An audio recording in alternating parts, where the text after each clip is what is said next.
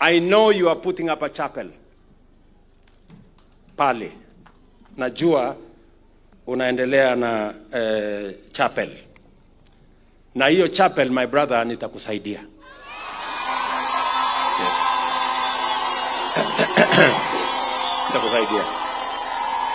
Yes. Sindio? Nitakusaidia.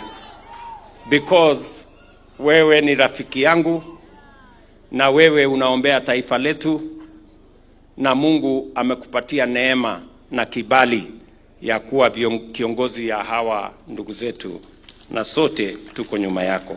Kwa hivyo nimeshakuambia vile nitakupanga. Si ndio?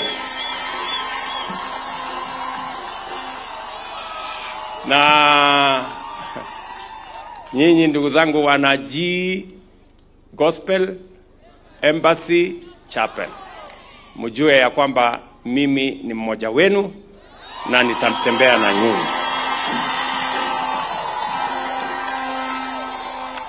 So Askofu Peter, utanitumia account ya kanisa lako ndio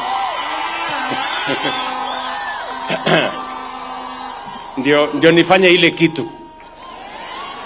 Ndio nifanye ile kitu. Si ndio?